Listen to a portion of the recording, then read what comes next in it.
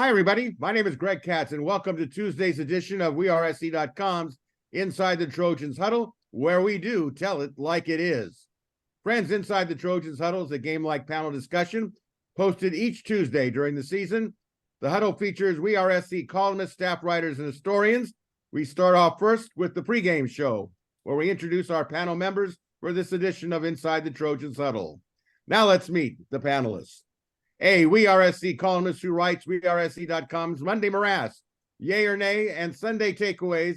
In addition to regular season football and basketball reports, he also hosts his own podcast show entitled Locked On USC, Marc Kulkin. The editor-in-chief of WeAreSC.com, columnist, national recruiting guru, producer, and moderator of WeAreSC's 4 Downs and 5 Things video shows, and a graduate of USC, Erik McKinney. A former William Jewell College defensive back and WeAreSC columnist who writes the popular column WeAreSC.com's Musings with Arledge and Musings with Arledge Solo Video Edition, a graduate of the USC Law School, Chris Arledge. And a weekly WeAreSC columnist who writes Fridays the Obvious, Not So Obvious, IMHO Sunday, the USC.com travel guide, and an active member of Football Writers Association of America, your moderator and producer of Inside the Trojans Huddle, Greg Katz. Folks, if you enjoy WeAreSC.com's Inside the Trojans Huddle, we thank you and strongly encourage those of you watching on sites like YouTube to click on the like and red subscriber buttons. Greatly valued, appreciated, and it is free. You can also listen to Inside the Trojans Huddle on most available podcast sites. And friends, WeAreSC.com is offering subscribers unlimited premium access for just $1 for a month, and $74.99 for a full 1 year premium subscription. You won't want to miss USC football's website that really does tell it like it is for USC and college football fans. All right, let's kick this thing off. Panel, by taking a look at number 6, USC's destruction of the Nevada Wolfpack 66-14 in front of an announced Coliseum attendance of 62,916 fans. First off, let's get your assessment of the Trojans' offense against Nevada and who stood out for you. Leadoff hitter, Marc Kulkin. Yeah, so I guess besides Caleb Williams and Deuce Robinson and that one-handed catch by Dorian Singer in front of Lincoln Riley, the offense stood out. I mean, they put up, over 600 yards and 8 touchdowns and 1 field goal. So besides all that, what really stood out to me was the running game. And USC did not even have to pass the ball once if they wanted to. You look at those rushing numbers and just amazing. I mean, Marshawn Lloyd had only 7 touches and 76 yards, but he had a block down field on Taj Washington's touchdown pass that just, it's like, where did he come from? It looked like he sprinted 30 yards just to get in front of the guy. A lot of impressive things to watch on with offense. You know, the efficiency of their scoring drives, 4 plays, 4 plays, 3 plays, 4 plays. I think that's going to get it done pretty much every week, despite the level of competition they were going up against. As far as the offensive line, nothing really stood out other than, Justin Diedrich had a poor first half. But again, I'm not worried about the offensive line. I think we have a pretty good idea of who the starters are going to be. So that was my biggest takeaway. You started to see things kind of being narrowed down, shuffled into what we can anticipate going forward. A solid overall offensive performance. There's not a lot to complain about, although Lincoln Riley tried to find something to blame on Caleb Williams, but even that turned into a positive play. So good stuff with the offense. That's for sure. Erik McKinney. I think it's the way. I mean, first of all, everything has to be taken with that's the worst team that USC plays this year. What they did offensively is how they should just kind of roll out of bed and perform against a team like that. But what stood out to me was the way that USC's offensive attack kind of went at Nevada. You had sort of all the way across the board in terms of the roster and the field. You had running plays inside, running plays outside, quarterback runs. You had short throws to the outside. You had plays where you could suck the defense up and then hit them over the top. And then on top of that, the combination of power and long speed.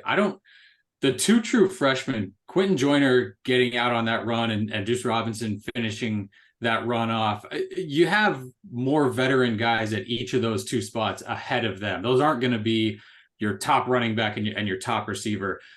But that kind of speed at those spots isn't something that we've seen a ton of. I don't know if you have to go all the way back to Ronald Jones at running back to find that. And Kyle McDonald talked a lot last season and this offseason about we need to find more explosive plays out of the running backs in the running game. We need to make people miss. We need to carry the ball a long way to help out the offense. And Quentin Joyner now has the longest touchdown run of the Lincoln Riley era with his 47-yarder. So I think that is the way it is, right? Like they showed offensively, because all of these first games is just putting little breadcrumbs out for those final 6 teams. You have to now study this. You have to be prepared for this. The Mario Williams backward pass, Mario Williams lined up as a tight end on one play. There's so many things in there where it's like that's coming down the road. And so to be able to show that you can do, pretty much anything you want offensively in this one, I think that's what you take away from it. Well, welcome back to Chris Arledge from England. Chris, Hey, how you doing? I was here the whole time. I'm fine. I'm jet lagged. I'm a little bit tired, but it didn't stop me from showing up, no matter how late that was. It was better than the games. Just for interest's sake, what time did the game actually come on in England? The opener, San Jose State, I can't remember what time it started. I think it started at 1 a.m. and I finally got to sleep at 4:30 a.m.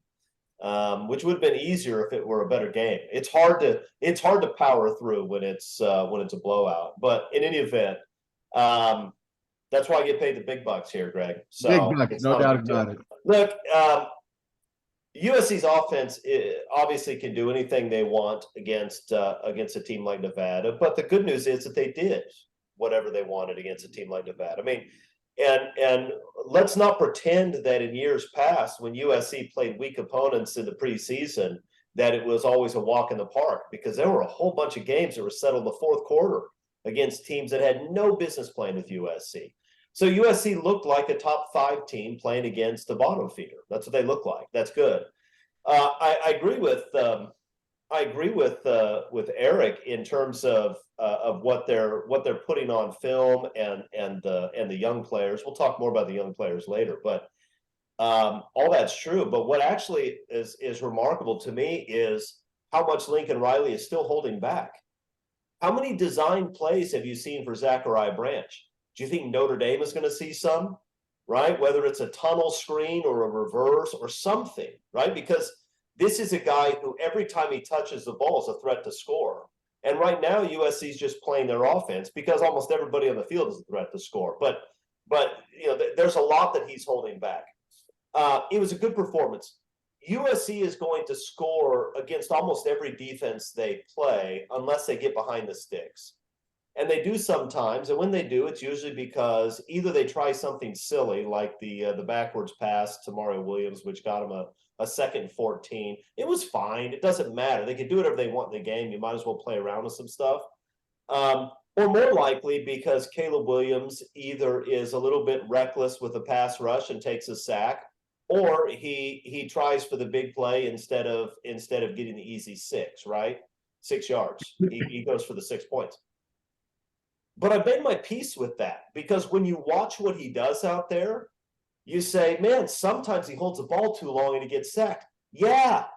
And most of the time he holds the ball too long and he gets a 40-yard touchdown out of it. It's crazy how his rate of success when he's doing things that you're not supposed to do, like circling around, turning his back to the line of scrimmage and just running around in circles. You think you're not supposed to teach somebody that. No. But he does it, and every once in a while he'll get sacked.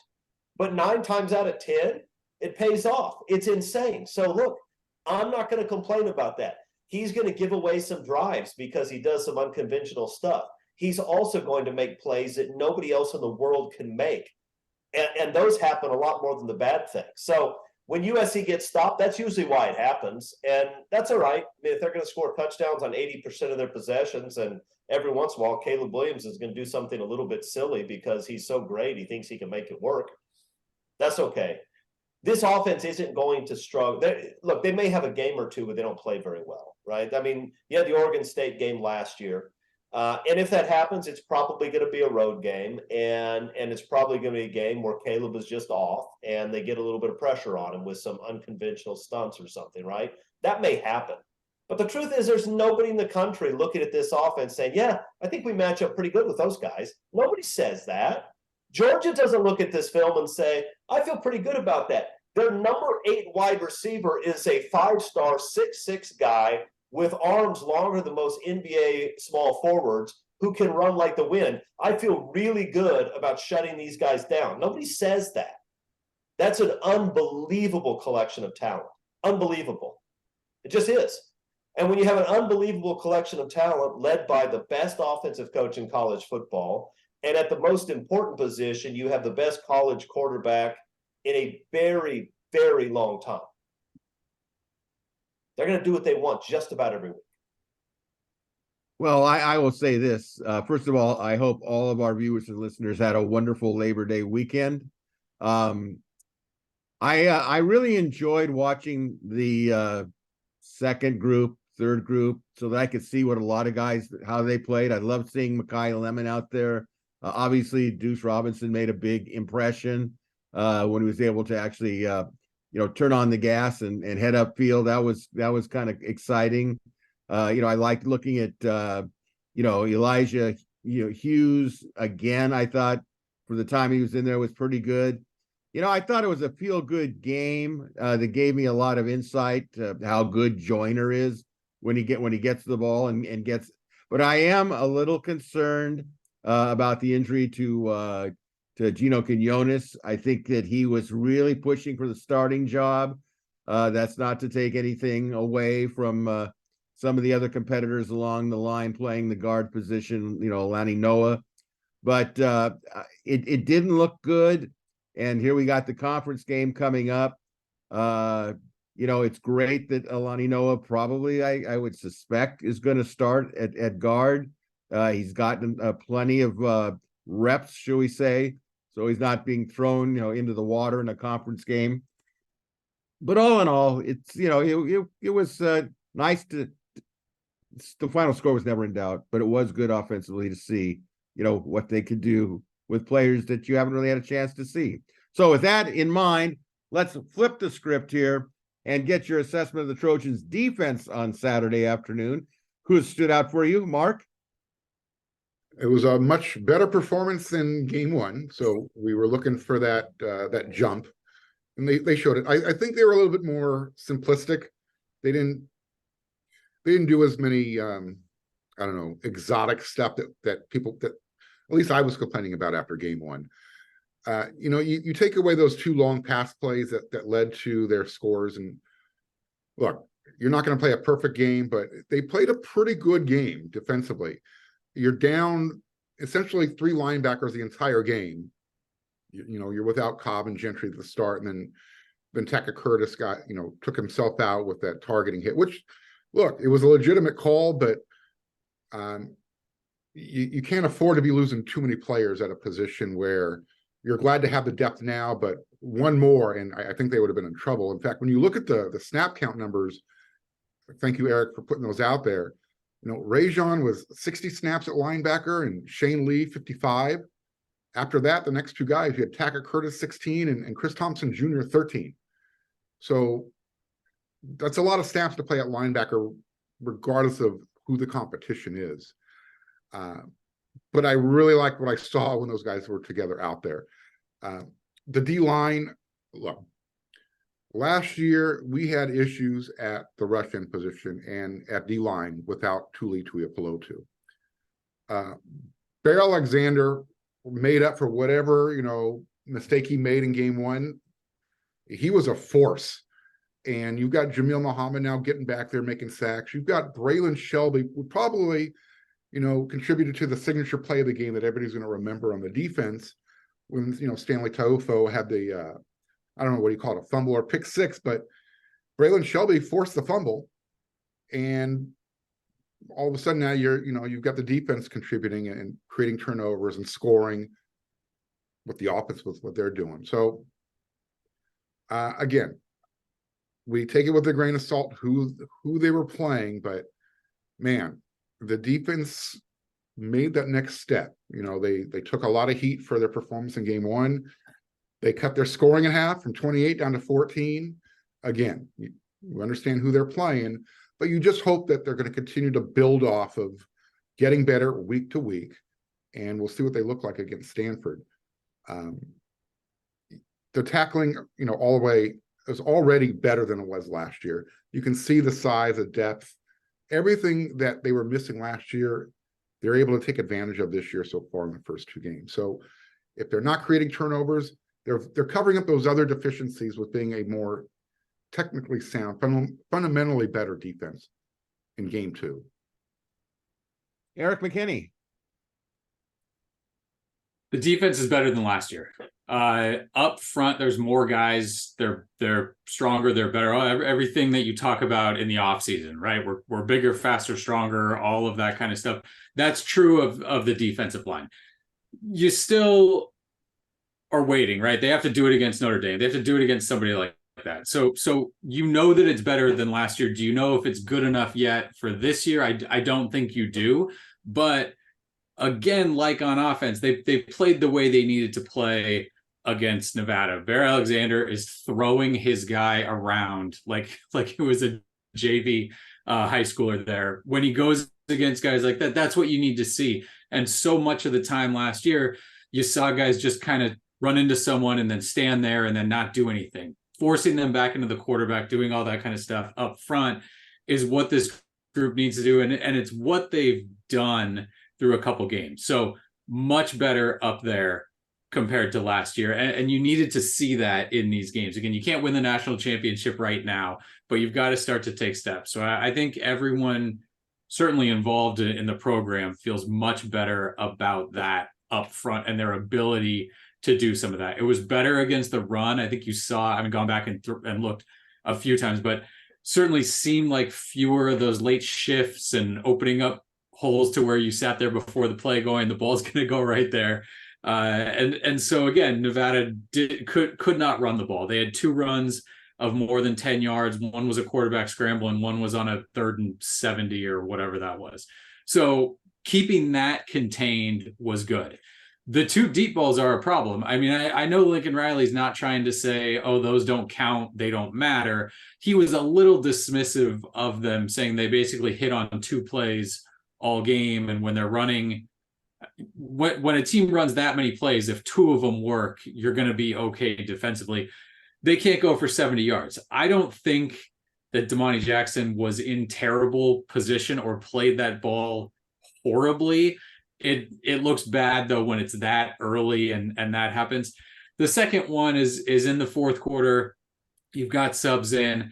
That's that is again a tough situation to put one of your safeties in, trying to run stride for stride down the field with maybe their best or fastest wide receiver. So that's again something that pops up to where if you're not making a play on the quarterback, you're getting hit with something downfield. Again, fourth quarter with the game out of reach, it's not something that's going to be, catastrophic or anything like that.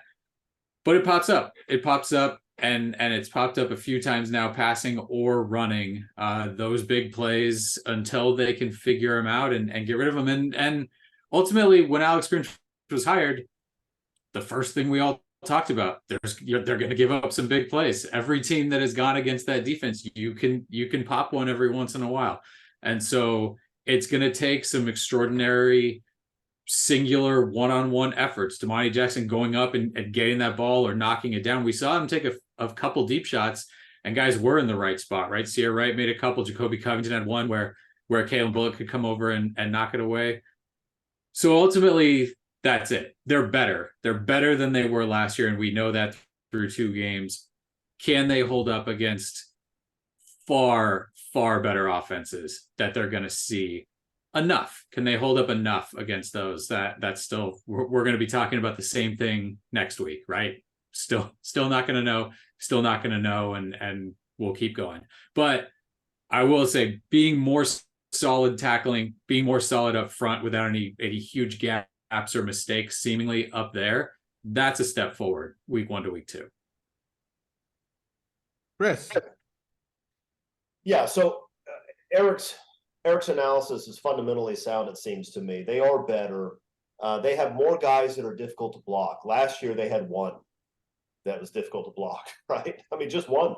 And now they have a whole series of guys up front that can make plays, including some edge rushers. I mean, Jalil Muhammad has looked pretty good, I think. Braylon Shelby's going to be a superstar, which, by the way, one of the things about this defense is that if you were going to list the 10 or 15 most talented guys on this group, a lot of them haven't played a ton of football, including Bear Alexander, including Damani Jackson, certainly including Tackett Curtis. I mean, you have a lot of Anthony Lucas, Jamil Muhammad hasn't, right? He's played some, but he came in as a quarterback. So a lot of these guys haven't played a lot of football. I would expect you would see continued growth during the course of this year. And so if you have guys who have the physical ability to be really good players and they're developing it over the course of the year, I think the defense is going to be all right. There are two things. One thing that jumps out at me, and I'm going to talk about the 2 long pass plays.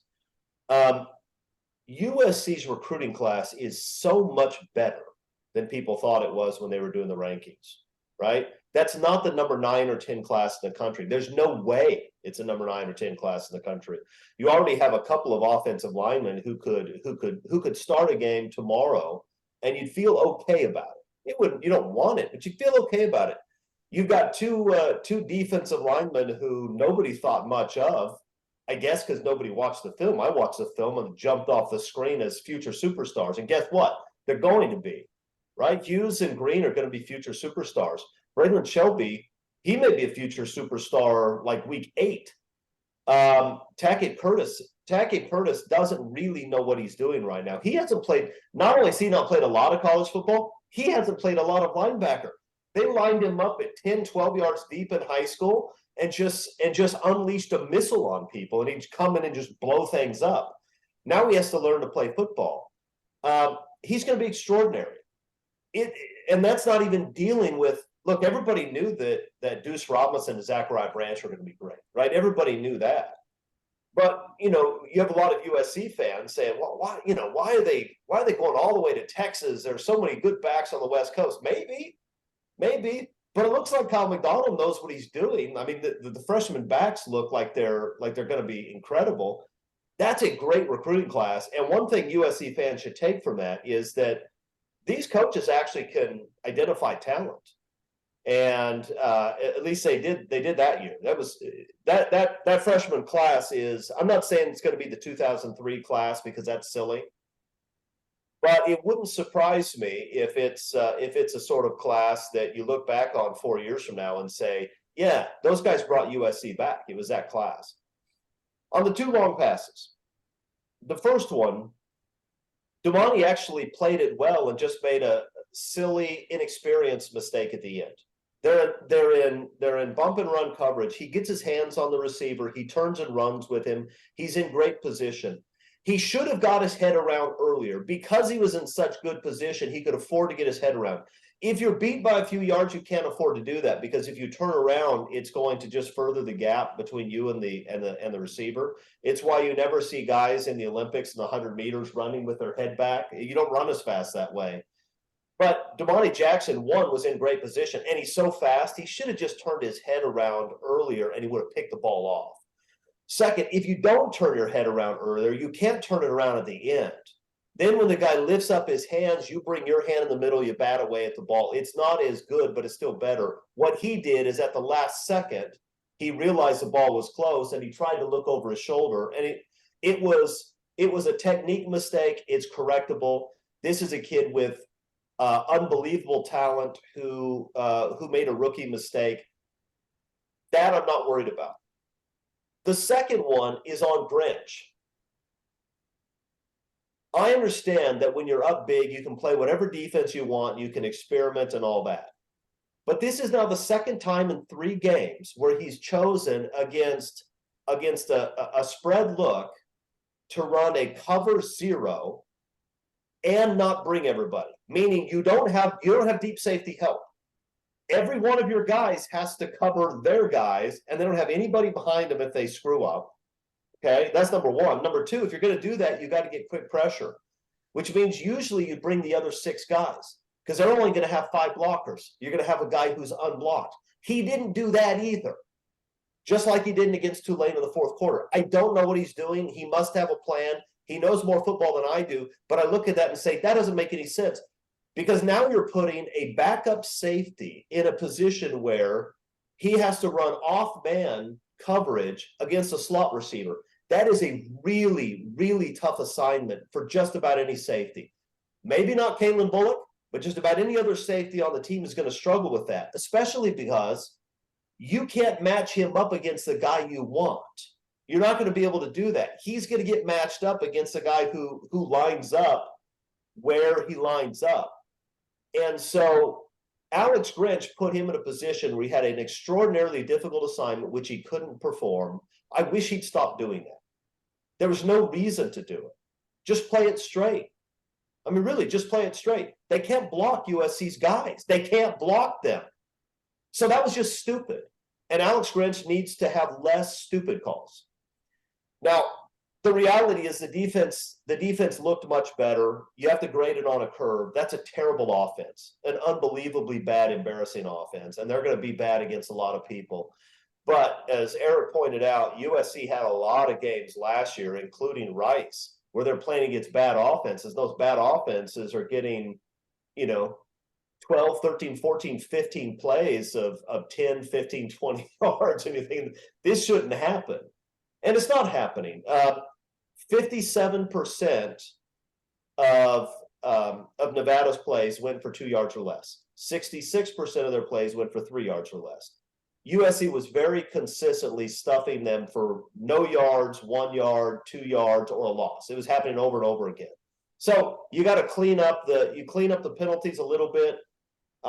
You don't put your defensive backs in very difficult situations when you don't have to. And I think this group's going to be okay, especially with that offense on the other side. Well, I'll tell you, I was looking at the ability to contain the quarterback. Now, first of all, the difference between San Jose State's quarterback and Nevada's, it was quite significant as far as threats of getting outside the pocket. But that said, I really concentrated on containment. Were they in a position to contain? I thought Jamil Mohammed, I'm sorry, I have to go back in time for those of you that hate when I do this, but he kind of reminded me of former All-American Jimmy Gunn from many, many decades ago. The way his backside pursuit, his hustle, stripping the ball, that type of stuff. I was really impressed. I thought Bird had a pretty decent game too. They obviously worked on some stuff. Discipline, and that was where I was concentrating on. You know what? I'm not undersold or oversold on what I'm seeing defensively. I know that like Erik pointed out, the challenges are yet to come. We found out that Colorado is going to be a challenge at some level. We're not quite sure yet, but they certainly have a quarterback that can move around, knows what he's doing in Deion Sun. Overall, I thought it was a good step. How big a step? I don't know, because as the rest of the panel said, Nevada is not going to be going into the college football playoffs, but it was a step, and I was satisfied with it. Little concerned on the first drive. I said, oh my goodness, are you going to give up? How you just scored? You're going to give up 80 yards like that? But they adjusted. They got better. So let's complete the first quarter, panel, with your assessment of the Trojan special teams. Anybody in particular stand out for you, Mark? They didn't need their special teams against Nevada, so not a whole lot really stood out. I mean, the kickoffs are coming up short. I think I anticipated Eddie to have a bigger leg with his kickoffs, It definitely doesn't match his punting leg. So I don't know if it's by design or if that's just, it is what it is. But, special teams wasn't necessary against Nevada. Dennis made all 8 of his extra points. He kicked the 37-yard field goal. We're starting to see that, you have an option against USC's punt and kick return teams. You don't kick it to them. Yeah, Zachariah Branch, he had to kind of anticipate where the ball was going to land short and, make a decision on the punt returns. There might have been one that he could have picked up off the bounce, but I think other teams are going to start figuring out that, we're not going to be able to stop USC offensively. Let's take away one opportunity, however many opportunities they're going to be forced to kick the ball during the game, and just make USC have to earn it from that point. I don't anticipate they're going to make mistakes, and every now and then, someone's going to kick the ball right into Zachariah's hands, and they're going to pay the price. But right now, you're not going to take anything away from USC special teams play in this game. There was just nothing there. They didn't have to really do anything. There was a couple of punts, but nothing happened. Erik? Yeah, that's what you want from USC special teams. Just don't lose it, right? Don't make huge mistakes. If you can break even, you're fine. And they came out on top.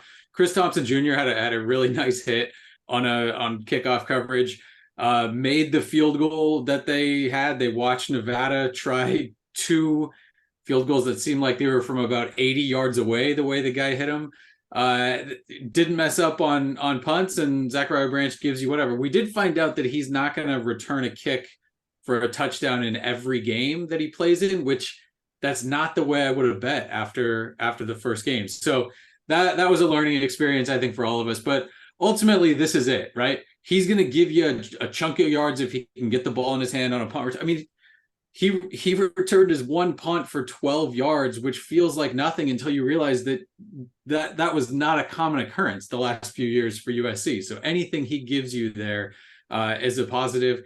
You get a little bit worried, I think, with him returning kicks after he has that much success on his first one. Does he start to dance? Does he start to give up yards when it comes to that going forward? I don't think he did. He didn't really have the same crease or anything like that, but you're not seeing him run back and forth inside the 5-yard line or anything like that. So no, ultimately special teams, great.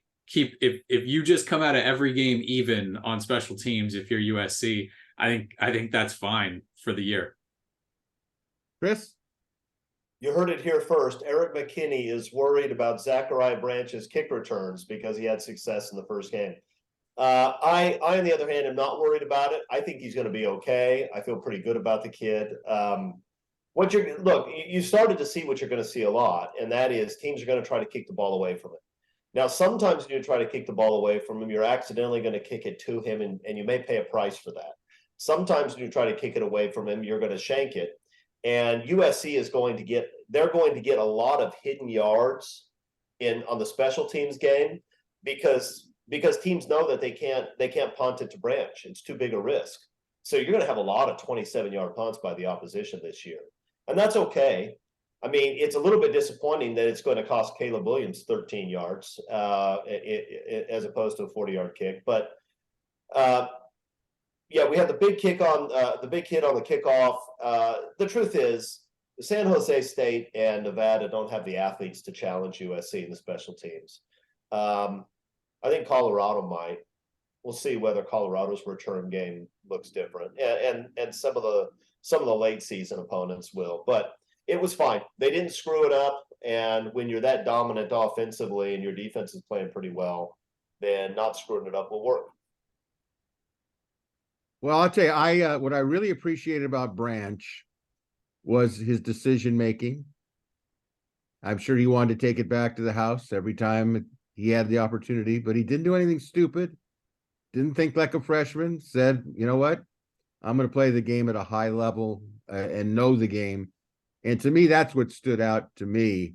I thought it was great that Dennis Lynch got at least a field goal off in a game. Obviously, the games in the future will be pressurized, but you know, you got to start somewhere. I'm glad he got a field goal attempt in and he converted it. I was glad to see some punting just because SC's not going to score every time they get the ball on offense. And I think it's important that they get a chance with the punting team to check how they are in their lanes and so on and so forth. And I think as we all agree, you don't want the special teams to hurt you in any shape or form. So with that, quick question, because Eric and I were asking the question in the press box why they weren't putting Zachariah Branch under the goalpost waiting for those short field goals. Chris and Greg, would you have put Zach back there to field those long 54-yard field goal attempts? Eric, anytime there is any possibility at all that Zach Branch can run with the football, I do it. Why did they not think about it? Probably because they don't have a special teams coach that can sit around thinking about those things. We don't need special teams in this program. Don't worry about it. That's two. No, actually, I tell you, I think Mark brings up a really good point. Just the fact, it's like putting a big hitter on the on-deck circle. If you put Branch out, let's say in the end zone in front of a field goal attempt, let's say, and it's going to be short, everybody in the world is going to notice number one being out there, right? The kicker is going to kick the ball. The people on special teams, they're basically saying, you better hit that ball, and it's either going to go through the uprights or it's not, but it's going to definitely go out, do the back line, that he doesn't get his hands on it. But it is an interesting strategy, and it would be something to behold, because I think in the course of a season, he would get maybe a couple of returns on field goal attempts. So kind of cool. I remember Auburn beating Alabama. Exactly. I was just going to say that. You're absolutely correct. Hey, Trojan fans, have you ever been caught in a last-minute event ticket frenzy? I know I have. The stress and uncertainty, it's a ride you don't need. But guess what? There's a game-changing solution, and it's called Game Time. Now imagine this: effortless ticket buying for all your favorite sports, music, comedy, theater events, no more frantic searches. Game Time is your ultimate ticket buddy. Boy, that sounds good to me. What about perks? How about incredible deals on last-minute tickets and a rock-solid best price guarantee? Say goodbye to ticket anxiety and hello to the sheer joy of being in the moment. Fire up the Game Time app, and trust me, the lineup is unreal. Sports, concerts, plays, you name it, Game Time's got your back. And listen to this. Tickets to this week's USC game against Stanford in the Coliseum are available for as low as $29. Yep, $29 to see the conference opener. Besides the Trojans, Game Time also has Dodgers, Angels, Rams, Chargers, and tickets to all your favorite Los Angeles teams. Flash deals, easy access, seat view images, unbeatable price guarantee, even protection. Game Time has it all. Game Time is the ultimate destination for last-minute ticket deals. Score tickets right up to the event day. From football clashes to concerts that rock, they've got it all. Now, here's the deal. Head to gametime.co. That's gametime.co. That's co, not .com, and download the app, create an account, use code TROJANS for $20 off your first purchase. Ready to dive in? Buying tickets? Easy. Easy as tapping on your phone. Tickets are sent straight to your phone. Again, download the Game Time app, create an account, use code TROJANS for $20 off. Terms apply. Create an account and redeem code TROJANS for $20 off your first purchase. Download Game Time today. Last minute tickets, lowest price guaranteed. All right, let's move on to the second quarter of the Huddle panel. Excuse me. This Saturday night at 7:30 p.m. in the Coliseum, the undefeated number 6 Trojans, 2-0, will open Pac-12 conference play by hosting the 1-0 Stanford Cardinal with a new head coach, Troy Taylor. This is a important game, of course, conference game. Trojans opened a 29-point favorite to defeat the Cardinal. Last season, the Trojans defeated Stanford 41-28 in Palo Alto, and Stanford went on to finish this 2022 season at 3-9, which caught the departure of head coach David Shaw. Offensively, Stanford is led by sophomore quarterback Ashton Daniels, who passed for 249 yards and 2 touchdowns as the Cardinals opened its season last week with a 37-21 win over Hawaii. That was on a Friday night. Stanford is also led by senior running back E.J. Smith, son of Pro Football Hall of Famer running back Emmitt Smith, and senior All Pac-12 tight end Benjamin USC. Defensively, the Cardinal are led by sensational sophomore linebacker David Bailey. Certainly, we know about David Bailey. He was recruited hard by the Trojans. And returning defensive lineman starters junior Anthony Franklin and senior Tobin Phillips. Stanford has a major special teams weapon in senior All Pac-12 place kicker Joshua Carty. So we've kind of set the table a little bit about Stanford, but we turn to the panel now to get some big-time thoughts on this. So, panel, what will you be looking for offensively by the Trojans against Stanford? We'll start off with Chris. Two things. One is I would like to see the rushing dominance continue. We know that USC can throw the ball against anybody. When you have Caleb Williams and that group of receivers, that's a given. They're going to be able to throw the ball. But I would like to see, and I don't know that they're going to average 11 yards per carry on the ground against Stanford, but I kind of like to see that. I mean, because if USC can run the ball that consistently, they're impossible to stop. So I want to see that. The second thing is, I think this is the first big test for the tackles. David Bailey can get after the quarterback. I think he had maybe 4 sacks last week. Now Hawaii's terrible, and so again, you have to put that in context too. But that kid can play, and so USC has 2 new starters at the tackle positions, and we're going to get a chance to see what they're made of this week against him. So I'd like to see them control him so that Caleb Williams doesn't have to be trying to make him miss to get throws off. If they do those 2 things, I think we'll feel pretty good about it. Mark? Yeah, look, I anticipate USC doubling the amount of points that Hawaii offense was able to put up on Stanford. So let's just start there. And if you're putting up 42 points, you're probably going to win. And as Chris mentioned, USC's offense, I've talked about it, Eric's talked about it, you've talked about it. The offense is not going to be USC's issue.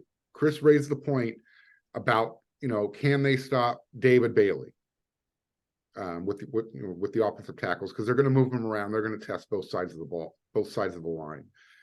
If you pass that test, the running game, I think, is going to be just fine.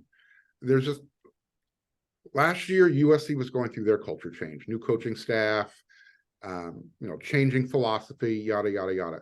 Well, Stanford's going through that this year.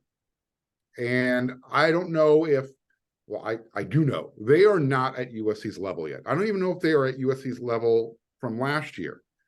They're not going to win 11 games. Their goal is to win, 6 games this year, if not more.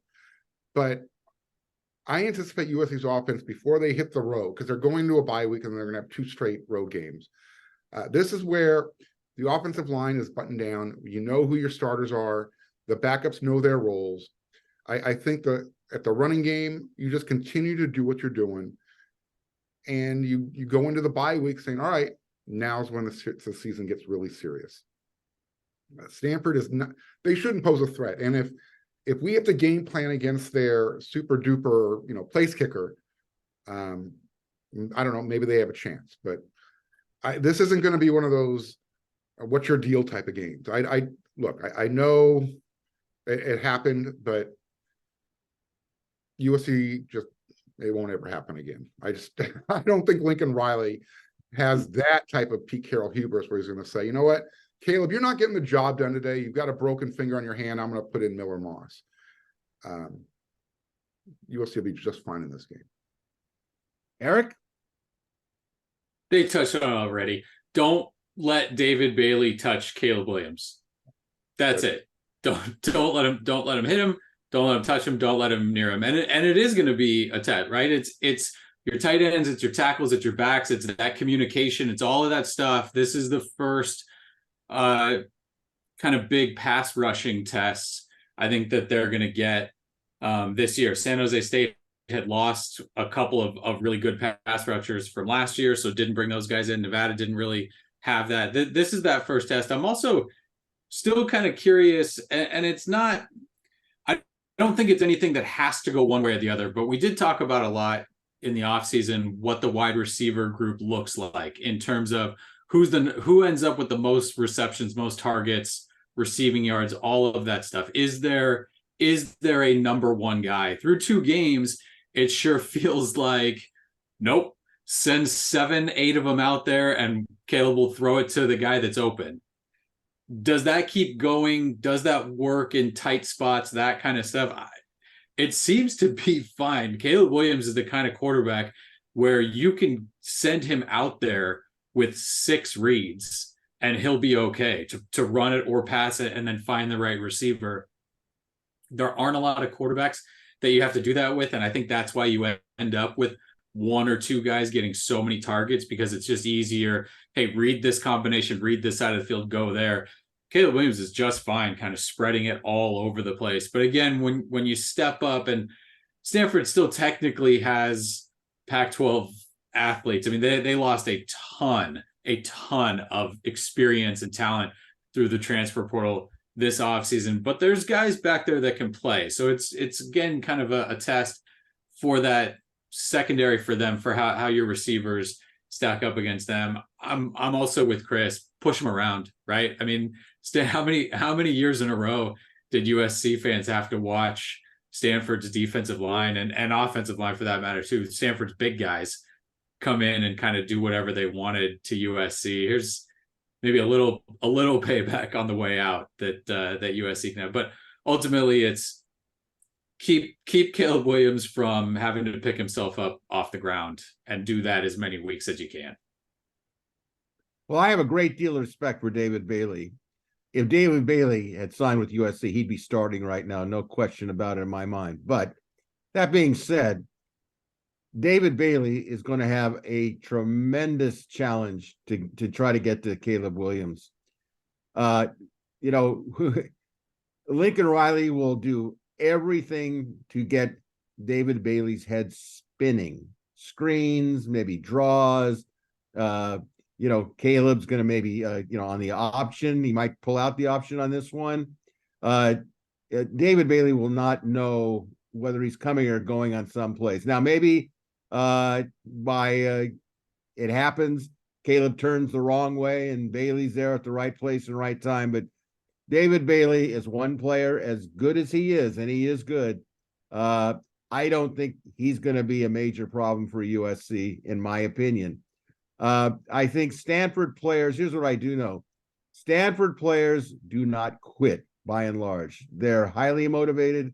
When you talk to them, interview them, watch them play, even if they're down, they rarely quit. I've seen them quit, but not very often. And they will keep coming and keep coming. I'm interested to see what kind of a game plan defensively Stanford tries to do against. I don't think you can take anyone away from USC. One of the key questions here, I'm going to throw this one out at you guys. Who's going to start at tailback for USC this week? Chris? Well, I think we know who should start. No, who's going to start?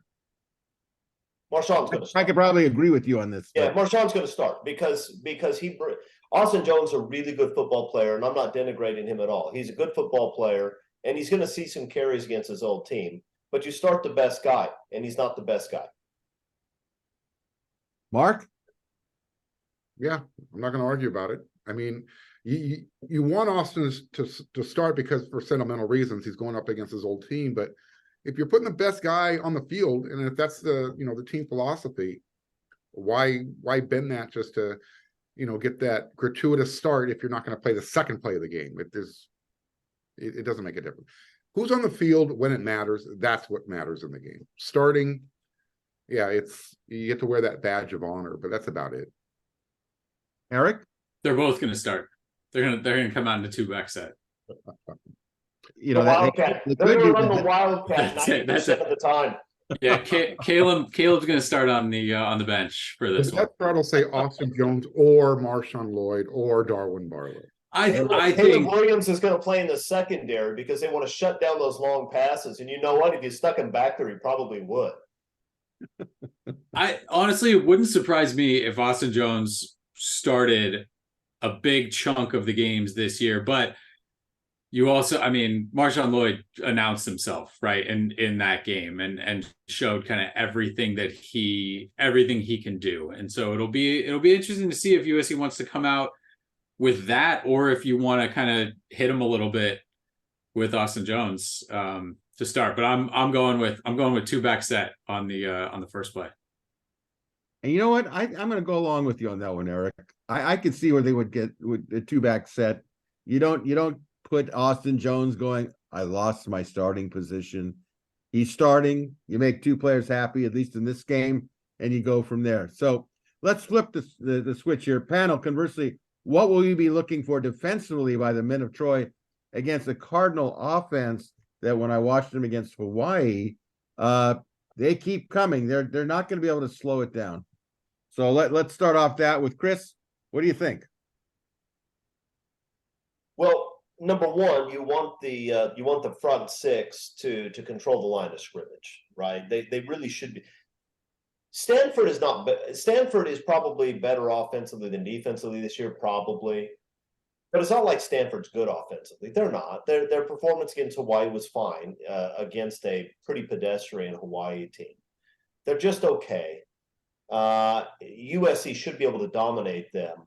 So I want to see the front six control the line of scrimmage. We need to see that every week, and there have been far too many times, including most of last year, where that didn't happen. Second, Stanford does have something that was kryptonite for USC last year, and that's a big tight end that can catch the ball, including who can get downfield. So that's going to be a test, and it's going to be interesting to see what they do with that. I don't want to see him have 12 catches for 158 yards and 2 touchdowns. Even if they win the game decisively, if I see that, I'm going to be unhappy because that was a problem last year. And he's a good player, so they're going to have to deal with WeAreSC. And then they just need to stop giving up the big play. It's going to be difficult, I think, for even good offenses to drive the length of the field 10, 11, 12 play drives against them because they have too many good players who can make a play. And so I want to see them knock off that big play. And if that means that they have to play a little more conservatively on defense, then maybe they should do that. But those are the 3 things I'm looking for. Mark? Yeah, stop the run, make them beat you with a pass, and continue to button up your deficiencies. Don't give up. Well, you're going to give up a big play. It just happens in a game, but you don't want to see it consistently happen at the beginning of the game. So let's save it for the end of the game. This is the first conference game against Stanford. You want to start your conference slate of games looking like you're ready to play your conference slate of games. So continue to stop the running game. Continue to get the pressure from, I didn't even mention Solomon Byrd's name, but if he doesn't have the stats under his name, he's being really disruptive. He's caving in the line, just pushing his guy back into the backfield. Continue to do that across the board. Let your linebackers make plays, and USC is going to be just fine against Stanford. They're learning a new offense. They're not the same old round and pound. We're going to eat up clock, yada yada. They run more of an up-tempo offense. So if they are not efficient on offense and USC just gets the occasional stop every other series and they're forcing them into field goals and punts, that USC's defense is doing their job, because I think we all anticipate when USC touches the ball on that side on offensively, they're going to score touchdowns. I don't know if Stanford has the guys to match up across the board with every type of receiver that USC can throw out there. And again, we saw what Marshawn Lloyd brings to the table. Not only does he block downfield, he blocks in the backfield, but he can also catch the ball downfield. So, yeah, as long as USC's defense doesn't do anything stupid, they'll be just fine in this game. Eric? Yeah, communication. Right, Stanford, and it'll be interesting if they do it, but they want to go fast now. This is not your Stanford huddle up, 7 offensive linemen, all of that. They want to go with this offense now. They want to go fast. Can USC get lined up? Can they figure that out? Are there busted coverages or assignments just because they're not fast enough? Right, they're not getting them in. They're not communicating well enough. This is a test for that, because they've got, again, I know all we want to talk about is kind of games coming down the road, but that's how this schedule's set up, right? You want to get enough out of these games to show that you can do it against the bigger opponents. There's going to be teams down there that can go fast. And so if that's what Stanford does, again, there's always a chance that you come in against USC and you want as few plays as possible. So you try to milk clock and all of that. But against Hawaii, it's up tempo and it's going. That will test them. The big wide receiver, the big tight end, and then the quarterback that runs. I mean, a ton of designed runs from the quarterback. Again, interesting. Does Stanford let their quarterback run into what should be a pretty good, strong tackling USC defensive front six? Do you want to have him running that 12 times in a game? Be interesting to see how that works out. So that's it, right? Busted coverages, getting plays in, getting set up, doing assignments, all of that sort of stuff is where you're looking at here, because I think that's how Stanford scores. I mean, if they're going to score, it's going to be quick setup. Here's something that they haven't seen, hit kind of, not a trick play, but something that has some eye candy in it and gets USC out of its responsibilities. I know it's just one gauge, but it doesn't look like Stanford's getting a lot of respect. I mean, what's the point spread on this game? It's not that much less than what San Jose State came in. So, and I thought, Texas Tech lost to Wyoming, and I think Oregon's like a 7-point favorite, and USC is 28, I think was what I saw for this one. 29. It's a big number. That's a big number. Big Red Raiders fan this week. Big. I'm fascinated by what we're going to see from a X's and O's standpoint. I think we're going to learn a lot about. First of all, Troy Taylor is a really good offensive coach. He calls his own plays, and he's going to try to show us and the rest of the Pac-12 just where they think the weaknesses are. I don't think he's going to change in ball control and keep the ball away. I think his mind is to go. But I want to see where he thinks that SC is really vulnerable. And I think it will be a good learning lesson. I don't think they could keep up with SC, but I think from the early get-go, we're going to see how Stanford attacks. I mean, there's questions in my mind about the SC corners. I'll make no bones about it. We'll see how Stanford goes about that. We're going to find, I tell you what, with the tight end that Stanford has, better get used to that one, because SC is going to face another one if he's healthy in Keithy for Utah. And so all eyes will be on that. So it's going to be, I think, an interesting chess match, shall we say, in that one. And a reminder to USC football fans, following the conclusion of each USC home and away game, WeAreSC brings you an immediate analysis and response from the game site on YouTube and other various platforms entitled 5 Things. WeAreSC editor-in-chief Erik McKinney and columnist Marc Kulkin and Greg Katz answer and discuss 5 important in-depth questions to the just concluded game. 5 Things, of course, will follow the Stanford USC game. As soon as we get our stuff in from the locker room, quotes and stuff, we'll go right into the press box and find a room and try to get this out to you. So again, that's right after the game. Give us maybe 30, 40 minutes and we'll get something up for you. All right, let's move to halftime. Stanford memories. Panel, this is the last time the Trojans and Stanford will meet as members of the Pac-12 Conference. What are a few memories you have of this long-standing private school rivalry? Let's start off with Erik. Honestly, you don't want to start with me. The first 2 that come to mind are both losses. It's the 2007, the What's Your Deal loss, and then the 2011 game, right? It's not how it ended, but that 2011 game, being at the Coliseum, when Nickel Roby intercepts that pass and takes it back, it's still one of the loudest times that I have heard the Coliseum. That was a fantastic game, just kind of a great experience to be at. I hope you guys pick wins, but honestly, when I saw this and those are the first two. Those are the first two that come to mind for me. Chris? I'm going to talk about a win, but I'm with Eric. When you say USC has beaten Stanford a lot more than Stanford has beaten USC since I've been watching this game. That being said, the ones that really jump out to me were the gut punch games. I mean, the what's your deal game was big because it's the first time you'd seen USC really get physically dominated like that in Pete Carroll's tenure. But that wasn't even the worst Pete Carroll loss to them. We're not going to talk about the other one. Just the horrific loss when you're a 40-point favorite. That was tough.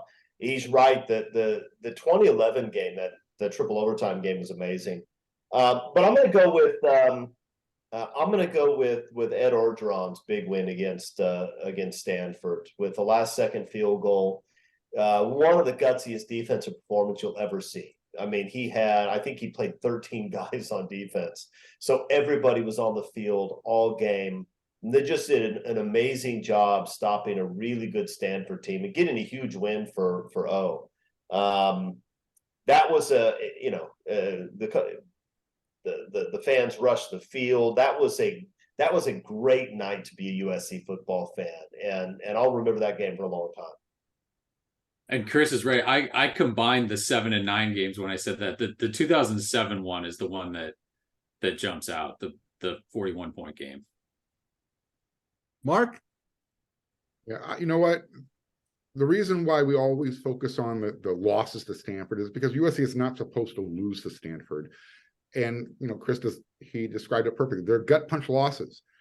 We can go back to the Paul Hackett days when, you bring in a quarterback off the bench and throws a Hail Mary at the end of the game to beat USC. It's like, it's not supposed to happen, but that type of stuff. Chris Lewis, right? That was Chris Lewis, yes. Yeah. Yeah. Those types of things, they just happen against Stanford for some reason. And when it happens against a program where their fans don't even care about their team, that's what makes it suck so much. So I will give Clay Helton some credit. He beat Stanford in the conference championship game. That stood out. In fact, that was the last time USC won the conference championship. So let's take that win and say goodbye to Stanford as Pac-12 members. And by the way, that 5 things will be a true Pac-12 after dark. We'll call it Pac-12 into the dawn, I guess, because it will be in the dark. 7:30 p.m. kickoffs. We know when those games end. Yep. It goes back a long ways with me, of course, because I'm an old guy. But during the 60s, John McKay, legendary Trojan, he hated Stanford. He made no bones about it. There was no off the record. He said I could beat them by something like 1,000 points. And he meant it. And I can remember as a kid running onto the field when Ron Ayala kicked a field goal. I think it was 1969, 68, 69. I think it was 69. To beat Stanford. That was a great memory. And when I got on the field, I could see how excited McKay was and how angry John Ralston, the head coach at Stanford, was. When I think of Stanford, I think of the great quarterbacks, the upset to John Elway, performances, the upset of SC when Robinson had a great team in the 70s, 80s situation. But I think what I'll miss is going to Stanford and just the overall environment of being, quote, on the farm. I could never figure out why they kept calling it the farm. It doesn't look like a farm. And then I read some background information. Stanford also represented the Bay Area Weekender. There's a lot of things that go on to it on and off the field. And you know what? I've always appreciated Stanford's football teams, going back to the Thunder Chickens of Pete Lazicich and Don Bunce and obviously Jim Plunkett. Just a great history of games between USC and Stanford. And yes, it did hurt to lose to Stanford. So let's kind of change gears here and wrap up halftime with panel. What are your thoughts on Stanford heading to the Atlantic Coast Conference, aka ACC, in 2024. Erik? spending a bunch of time on some of these immediate changes of conference, it's like buying really expensive shoes for your 5-year-old, right? They're gonna grow out of them in 3 months anyway. I just tell me when it's done. Tell me when realignment is finished and what it looks like kind of going forward.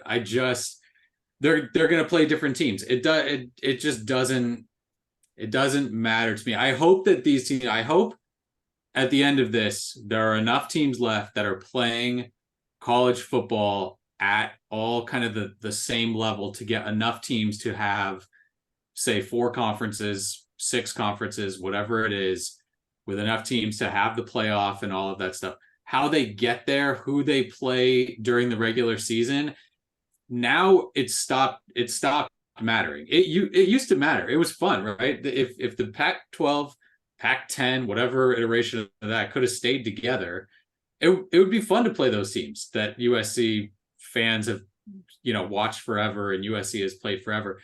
Once USC went to the Big Ten, shake it up kind of however you want. I hope that Stanford keeps playing football. The fact that they're going to play Duke and North Carolina State and whatever, it's what it is now. Chris? I think it's about time. Stanford in the ACC always made sense to me, and I've been wondering for years why we couldn't make that happen. Can you imagine the Stanford Wake Forest rivalry? Look, it's silly, but what strikes me about it is it seems like a missed opportunity for the Big Ten. I understand that Stanford wasn't going to bring a substantial amount of revenues to the Big Ten, but Stanford's going to the ACC for what I think amounts to like 10 Hardee's gift certificates. I mean, if you look at the deal they got next to nothing. It's just Stanford looked at it and said, we already have lots of money. We don't want to get stuck in a second-tier conference. So whatever first-tier conference will take us, we'll go, and they don't have to pay us anything. If that's the way Stanford was bargaining, the Big Ten should have said, come on in, we'll give you $3 million a year, and you can play here instead. And so I'm a little bit surprised the Big Ten didn't just do that. But in any event, I don't care what happens to Stanford football. Stanford football isn't very interesting to me.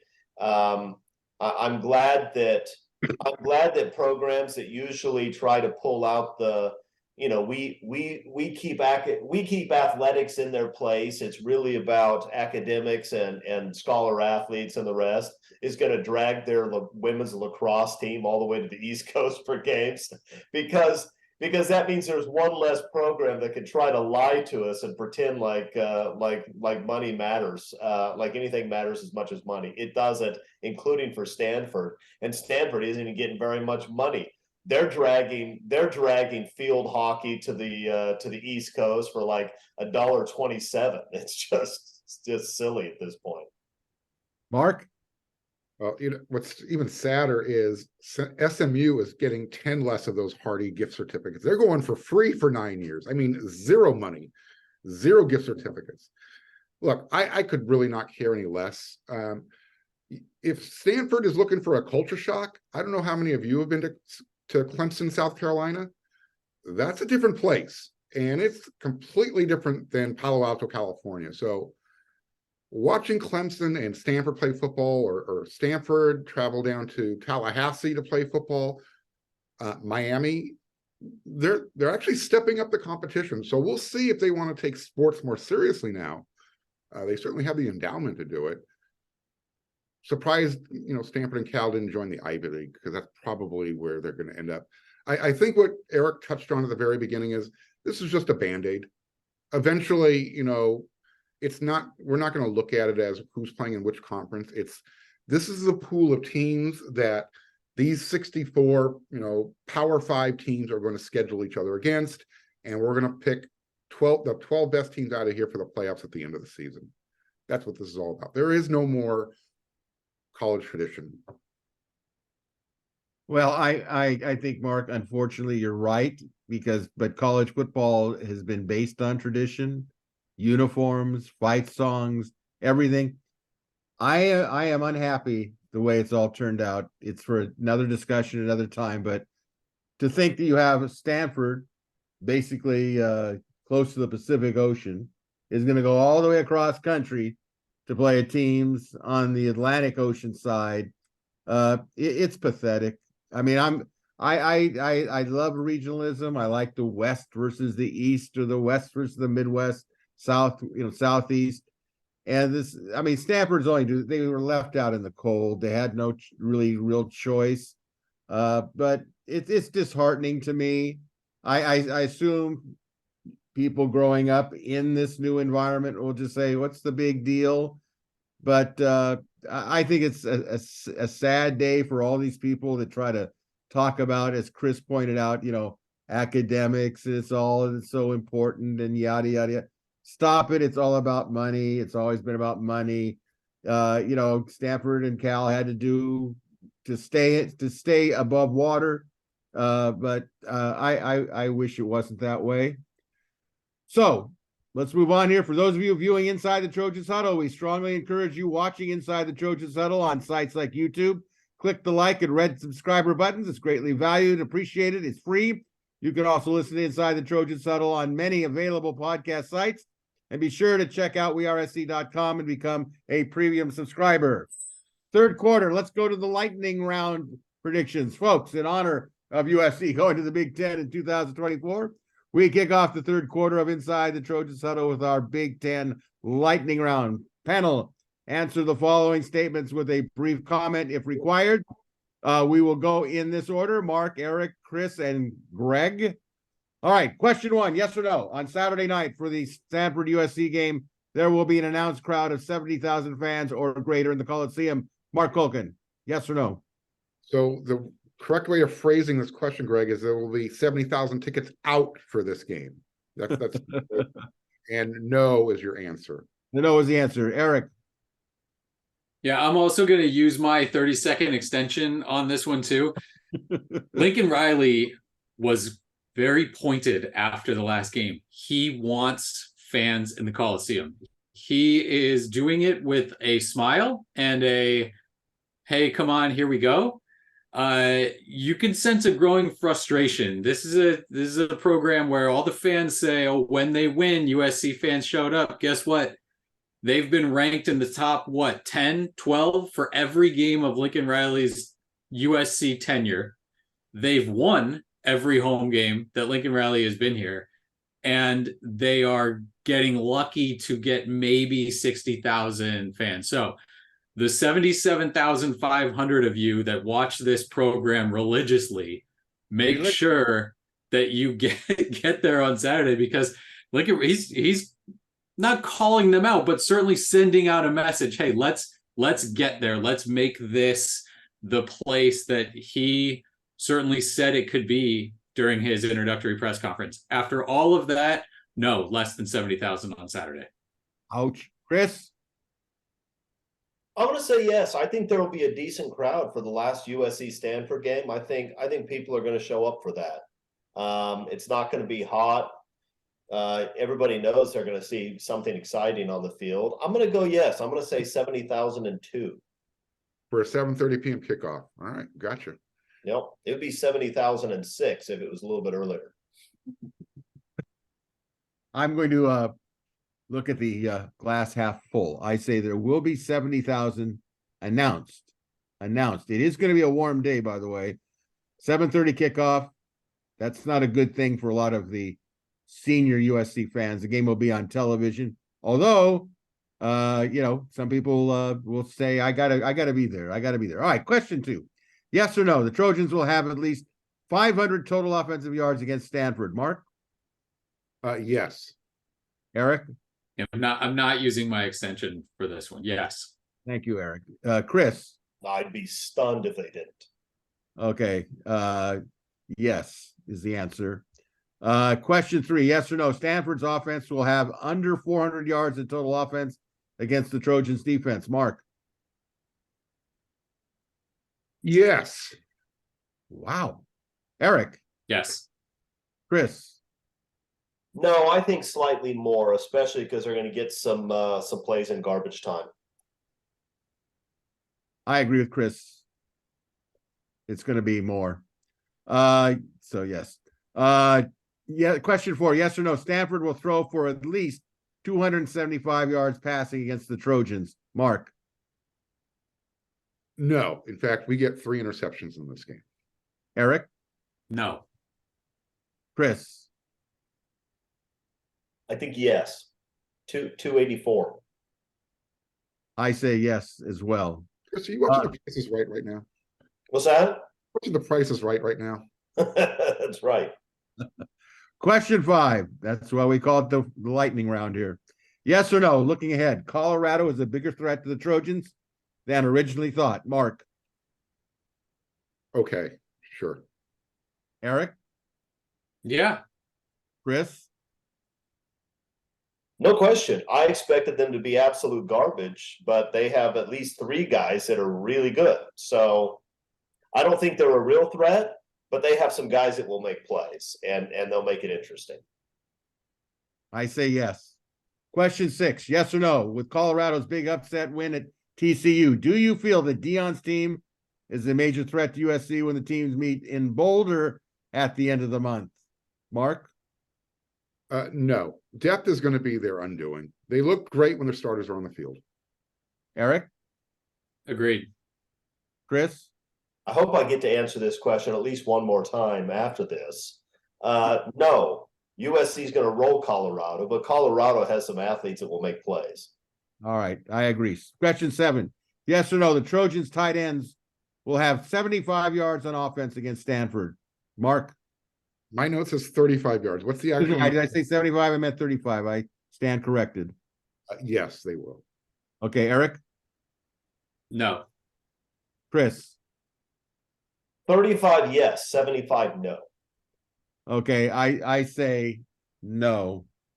Question 8, yes or no? Against Stanford, Caleb Williams will have at least 400 yards combined total offense, passing and running. Mark? He won't play the whole game. Yes or no? No. Erik? No. Chris? I also think no. Okay, and I say no. Question 9, yes or no? The Stanford band will have one lasting special performance regarding their last appearance in the Coliseum as members of the Pac-12 conference, and it'll be pointed at USC. Mark? If they're not suspended, yes. Erik? Yeah, I need you to define lasting, special, and performance for me to answer this. It's just a yes or no question, Erik.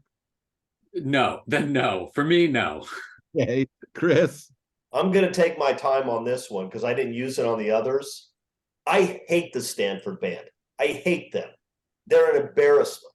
They go out looking like crap. They play like crap. They act like idiots. They're an embarrassment. And I don't understand why anybody would look at the Stanford band and think that this is something that we should celebrate or emulate. I think they should be disbanded before the game Saturday. That tree should be cut down and burned on the field. I hate them. I hate them. It will not be lasting. It will not be special. It will be a performance. It will be an embarrassing performance. I don't know whether that leads to a yes or no. I think it means no. Okay. I say yes. All right, question 10. Yes or no? Washington State and Oregon State will be in the Mountain West Conference of 2024. Mark? Yeah. Erik? Yeah, I think so. Chris? Yeah, and that's probably where they belong. And I agree, yes. And now the bonus question, the big one. Fill in the blank, guys. The best hamburger in Southern California is what, Mark? So there's 2. I asked for one. Well, it depends what mood you're in. You want Tommy's where you're after a game, or if you want really the best burger, and this is probably a little NIL publicity for Malachi Nelson, head on over to Slab Barbecue on 3rd Street in LA. I'm telling you, that half-pound brisket burger is amazing. amazing. All right, Eric, what is it? Where's It's the one I make. I'm sorry? It's the one I make. Where's that That's the located? answer. Do you grill that thing, McKinney? Yeah, how do you cook Yeah. that? Is that can you get one frozen or what? No, you make it. So in other words, you don't I'll have do it. We'll do it one time. You throw a little, the soyaki sauce, the soy sauce teriyaki sauce. Put that in it, and it's good. It's good. I can see the cars lining up for the drive-through by Eric's house. Right. Chris, It's a meatloaf is what he's cooking. I'm also going with McKinney's burger. There we go. all right, I'm going to be the traditionalist here. I'm saying I'm still like In-N-Out. I don't know. I don't like Whataburger or whatever it is they call it. If there's one out here, it's still In-N-Out for me. So with that in mind, let's cruise right in here to the traditional lighting of the WeAreSC Coliseum ceremonial torch. Is it still lighting? Okay, there we go. Again, as most of you know, the tradition at USC home football games between the third and fourth quarter, they light up the Olympic torch in the peristyle end. Now, a reminder to all you recruitaholics, don't forget to watch WeAreSC.com's weekly recruiting show, Recruiting Roundup, with nationally respected Scott Schrader, the best in the business, and host Dylan Brazier, as well as Friday's new 4 Down show with Erik McKinney and Greg Katz previewing the latest info on USC's next opponent. Here we go, fourth quarter, time for some brief predictions. We ask you to predict the winner from selected ranked Pac-12 teams and a national game of significance. This Saturday, number 14, Utah at Baylor, 9 a.m. ESPN. Utah is favored by 5.5 points. Chris, who's winning? Is it really 5.5 points? That's Against correct. a team that got destroyed on their home field by Texas State? That doesn't make any sense. Utah is dramatically better than Baylor. And by the way, all you USC fans that were clamoring from Dave Aranda 2 years ago, that doesn't look so smart now. I mean, his last season and the start of the season this year makes Aranda look like a heck of a defensive coordinator somewhere next year. Mark? Yeah, I saw that score too, and I was like, oh, okay. I think Utah on the road, and there's still some unsureness about who is going to be starting a quarterback. Utah's going to win. I think I think Baylor covers, though. Doesn't mean Dave Aranda's job is safe, but I think they cover. Eric? Yeah, Utah in that one. How much attention is there on the SEC start to the season, right? Florida looking the way they did, and maybe Florida State is really good, but LSU lost that game pretty handily, and then South Carolina's lost too. Like those are the games that the Pac-12 typically lost going into seasons, and then the conference was just written off day one. Be interesting to see kind of how this early stuff plays between the Pac-12 and the SEC, because the Pac-12, I think I read that it's first conference in like 40 years to go undefeated through a full week. First conference ever to go 13-0. All right, I'm picking Utah. All right, this is a no-brainer one. Tulsa, number 10, Washington, 2 p.m. Pacific time, of course. Pac-12 Network. Washington is favored by 30.5 points. Do I have a unanimous agreement that Washington's going to win? Very good. Number 15, Oregon at Texas Tech, 4 p.m. Pacific on Fox. Oregon is favored by 7 points. Chris? Again, a spread that makes no sense. Oregon's going to roll over Texas Tech, as much as I don't want them to. Mark? Yeah, they're going to win. Look, apparently Oregon needed to prove a point that they were good offensively by putting up 81 points with their starters against Portland State. So they're probably looking to send a message against a real team this week. Eric? Yeah, Oregon by 1 million. I'm obviously going to take Oregon. I don't know if they'll quite reach 1 million, perhaps 500,000. Stanford at number 6 USC, 7:30 p.m. Pac-12 Network. SC is favored by 29 points. Do I have unanimous agreement on this? I thought the game was on ESPN. It's the game's on Fox this week, On Fox. 7:30. All wrong. Correction, Fox. Are we all in agreement on this one? USC wins and probably covers. I think so too. Okay. All right. Our national game of the week, number 11, Texas at number 4, Alabama, 4 p.m. Pacific. ESPN. Alabama is favored by 7.5 points. What's going to happen, Chris? So I rarely root for Texas, especially because there's so many Texas fans around me. I'd like to see Texas beat Alabama.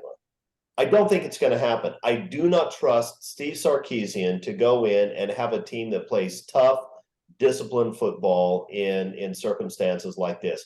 I don't think he's a real head coach. I don't think he's up to it. I think Nick Saban embarrasses him. Mark? Yeah, I'm on the same page with Chris, but I'm not sure I'm on the same page with Alabama's quarterback. I think Alabama wins at home. Erik?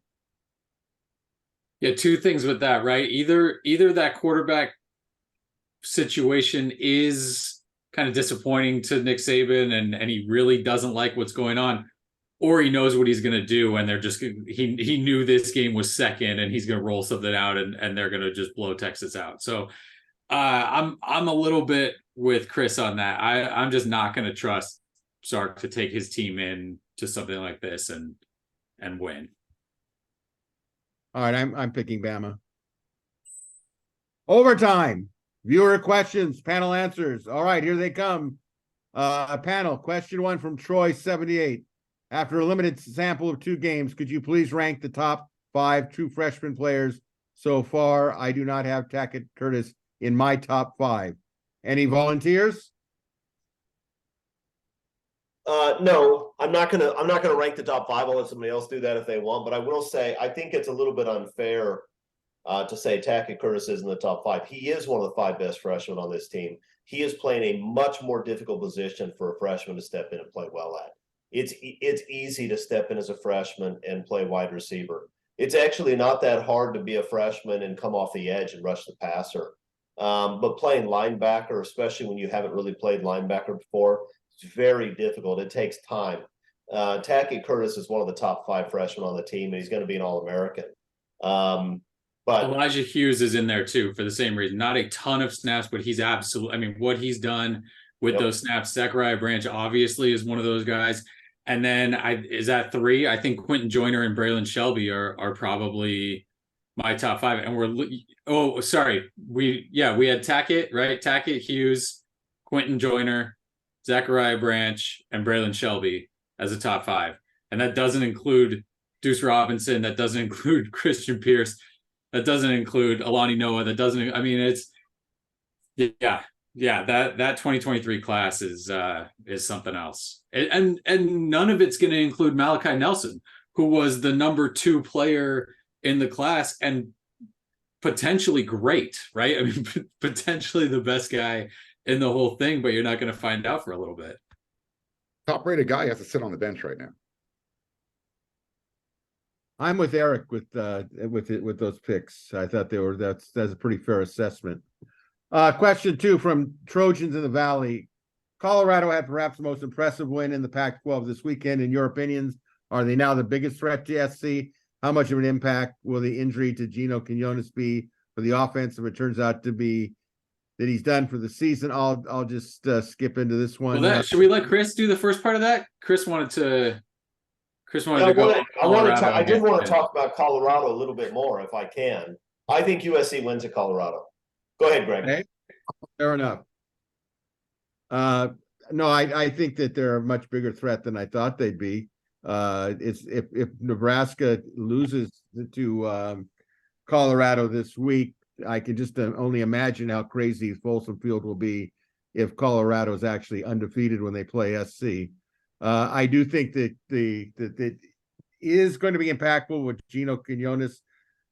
Probably not as much this year as it would have been last year, but it's still impactful because you don't want to lose people this early in the season if you ever lose people.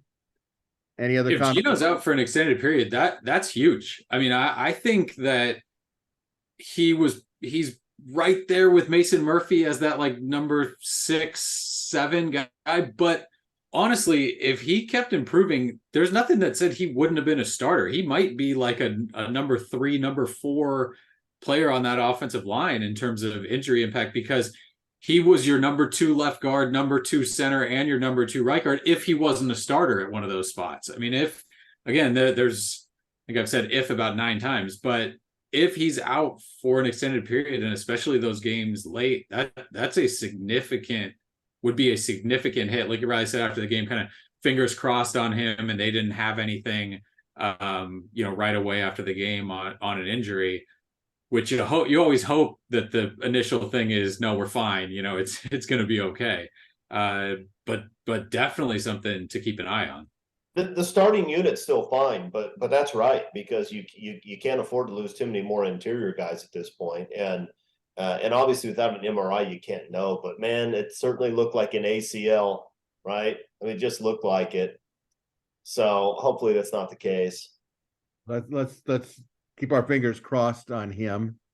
From Romy, can we expect more of the Williams to Singer highlights? Who is the go-to receiver at this point? They don't have one. We talked about it earlier in the show, and they don't need one. When you can spread the ball around like that, who cares if everybody gets 4 or 5 receptions per game?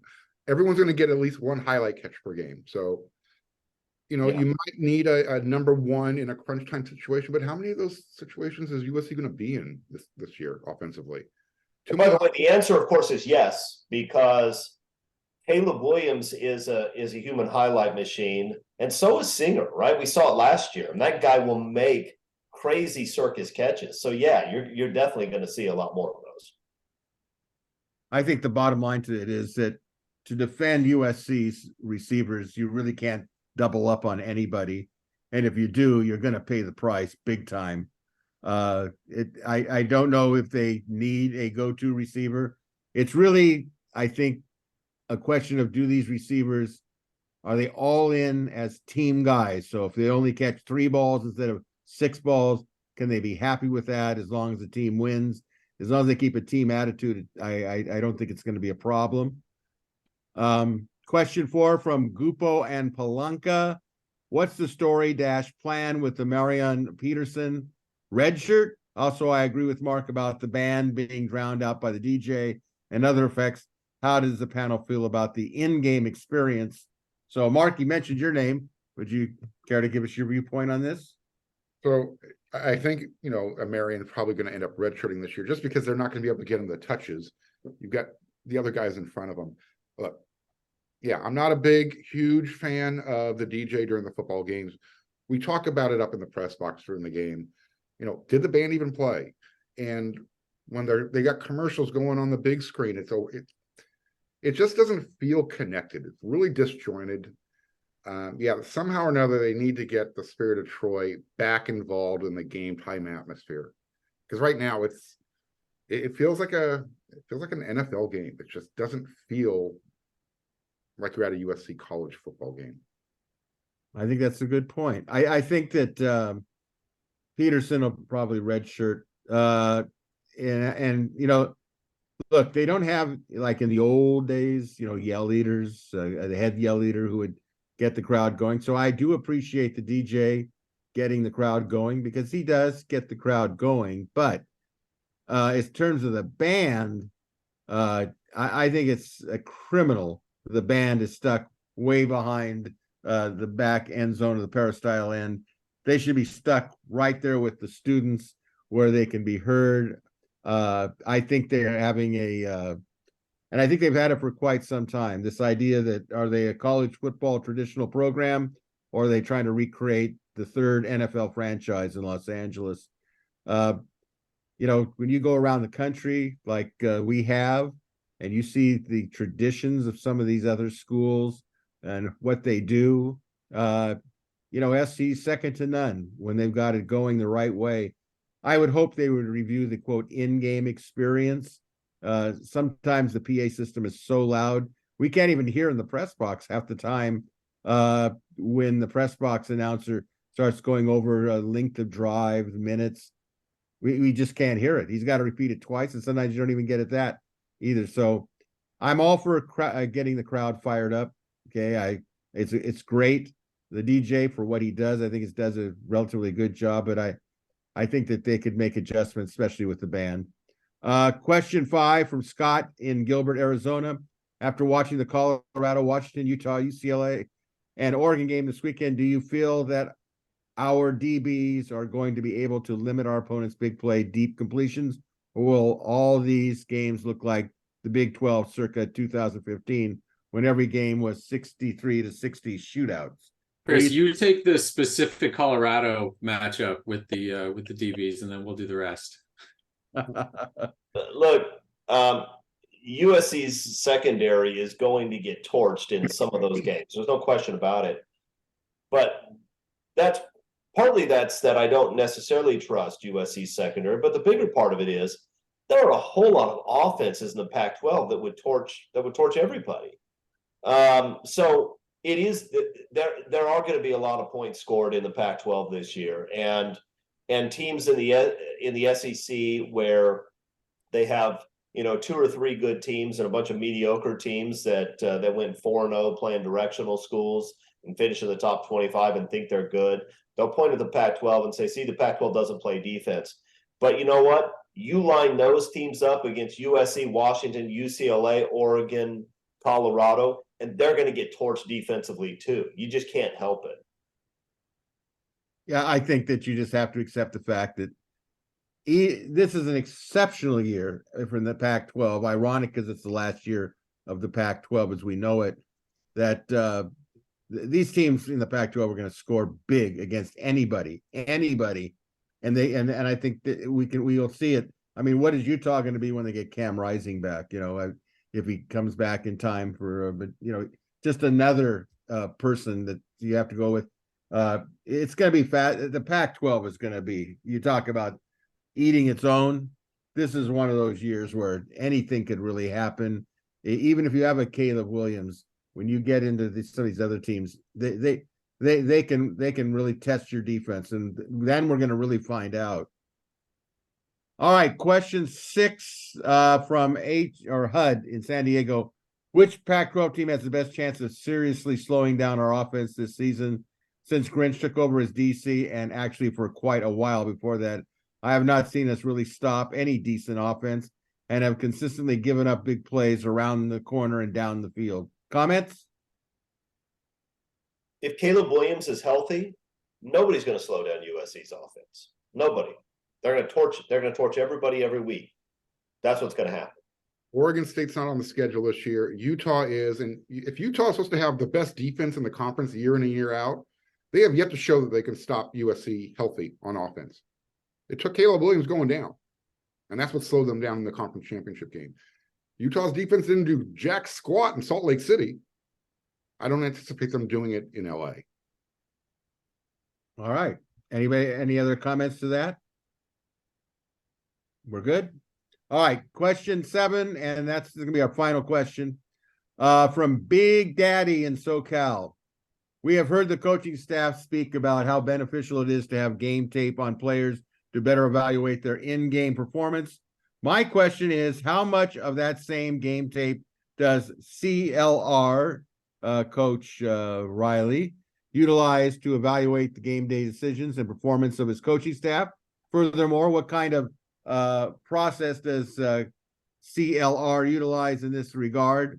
Having a former college and pro head coach on staff like Cliff Kingsbury could provide an ideal situation for educating the coaches on what vulnerabilities an opponent sees when watching game film. Comments? Lincoln Riley answered this exact question, I think, on Thursday during a Zoom call. What did he say? He says that he doesn't give letter grades, but he does look at the situations. And, they look back and, all right, did we do this right? Did we make the right play call? Let's not do this again. So to answer the question, the short answer is yes, they look at film, and that's how they grade themselves.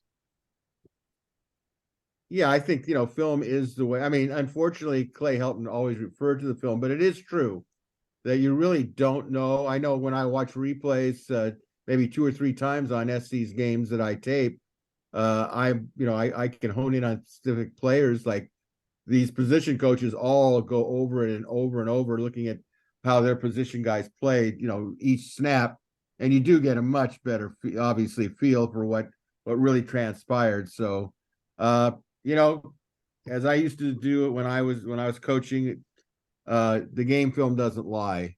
If you tell somebody that they did something and they don't believe it, you run it back about 4 or 5 times and say, "You still say that you were guarding your man?" And they don't say much because it's video evidence. So, all right. With that, a reminder again: if you have a question or comments for our panel, go to the WeAreSC members message boards. Click on the thread that pertains to Inside the Trojans Huddle, viewer or listener questions. Once again, if you enjoyed Inside the Trojans Huddle, please click on the like, subscriber buttons. We greatly appreciate your support. Be sure to check out WeAreSC.com, become a premium subscriber. That'll do it for Tuesday's edition of Inside the Trojans Huddle. Reminder to watch 5 things on your YouTube shortly following Saturday night's Stanford game. So until Tuesday, when we review the Stanford game, a big thank you to our panelists, Marc Kulkin, Erik McKinney, Chris Arledge, and a special thank you to all of you for watching or listening to Inside the Trojans Huddle. Have yourself a great week. Beat the Cardinal. And until next Tuesday, this is your moderator, Greg Katz, reminding you all to fight on, everybody.